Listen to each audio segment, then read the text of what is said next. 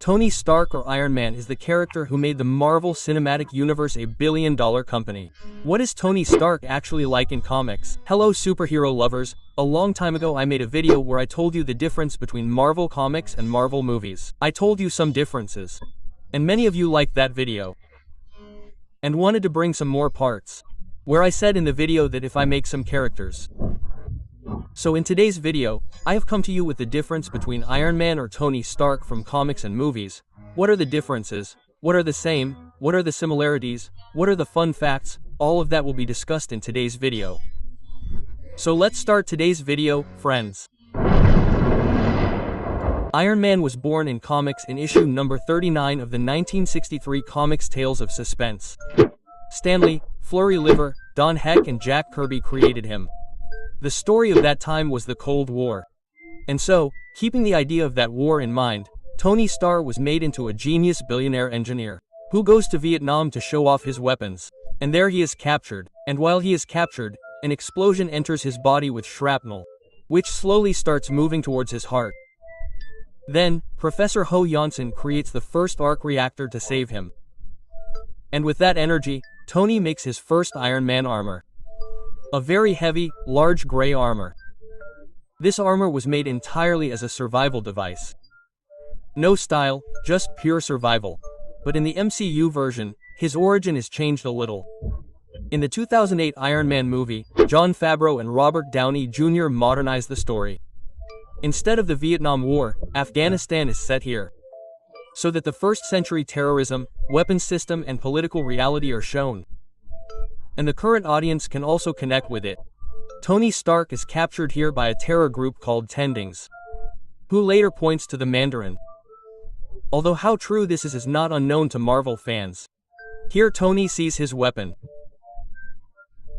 And how the weapons of Stark Industries fall into the wrong hands and kill innocent people comes from that guild, which is not shown in the comics. Over to Stan or Iron Man becomes a villain much later in the comics. But in the first film of the MCU, he goes from Tony's mentor to betrayal and becomes the main villain. And there is also an iconic difference. And that is that at the end of the movie, Tony Stark declares I am Iron Man. And this one line sets the tone for the movie. It will not be a secret identity, but self-acceptance and responsibility. And so the main differences in the first Iron Man movie are that the war setting that sets up Tony's origin is from Vietnam to Afghanistan. The tone is a little more grounded and realistic. Obata is the villain in the first movie. And the biggest thing is, in the comics where Iron Man kept his identity a secret for many years, MCS is an open book from day one that I am Iron Man. If I may say something funny, Stan Lee once said that he created Iron Man as a character that young audiences would naturally root for, because Tony was an arms dealer, an egotistical capitalist. But in the end, everyone loved him because he changed. And in the MS, RDJ perfectly portrayed that redemption journey. Now let's come to the Iron Man 2 movie that came out in 2010, where we see RDJ again in the role of Iron Man. And some of the characters shown in this movie are like Replus. Actually, Replus and Crimson Dynamo in the comics are two different villains. Replus is usually a black welding enemy type, and Crimson Dynamo is an antagonist who wears Russian mechanism armor. But in the movie, the characteristics of Replus and Crimson Dynamo are combined to create a new character, Ivan Banko. He is a Russian inventor and has an old relationship and dispute with the Stark family, and from that comes revenge. In the comics, Tony Stark has a very memorable arc called Demon in a Bottle. This story discusses Tony's alcoholism in depth, his ego pressure and personal demons. Natasha Romanoff, who we know as Black Widow, came to the comics in issue 52 of Tales of Suspense in 1964. She is a Russian spy.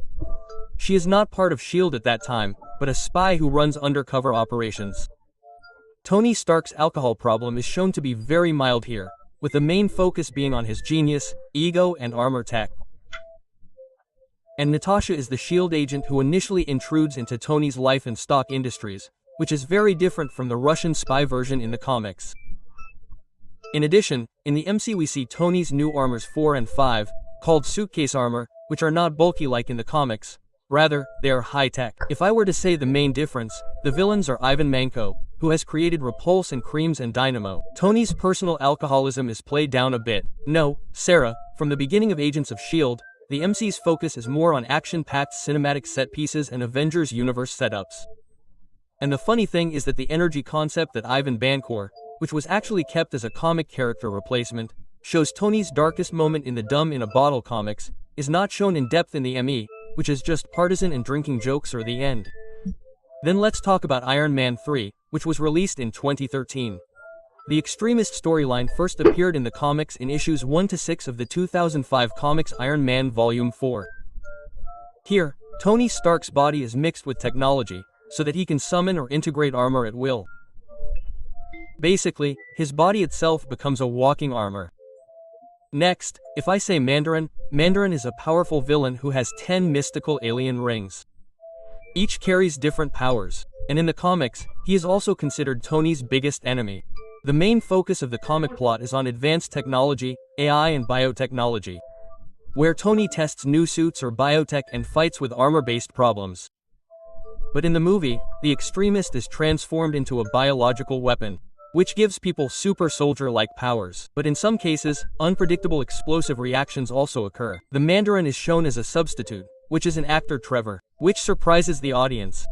We later see the real MCA Mandarin in the 2021 movie Shang-Chi.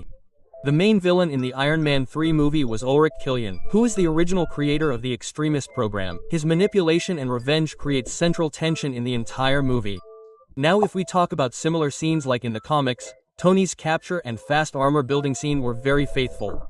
Although it is shown in the MC as a high-tech cinematic, it is similar to Youngseon's Mentorship and Sacrifice comics. In some extra facts, RDJ does a lot of improvisation in the Iron Man movie. At least the Tollister is online, most of which are written by Robert Downey Jr. himself. In the suit design, the MCA has been redesigned from the bulky look of the comics to a very slim high-tech one. Twin Stark removes his armor at some point, which shows that he is not only dependent on technology. Also, the Stack Expo sequence that is shown in the movie is a lot like the science fairs of the comics. Also, the actor of the character of Ivan Manko in the Iron Man 2 movie himself performed real-life martial arts and warcraft. So that's it friends, this was the difference between Tony Stark's Marvel comics and Marvel movies. You comment and tell us how you liked the video. Also, if you like my work, like the video and subscribe to the channel. So I'm coming with a new video. I'm Prince Salman. And you were watching Bongla Comics.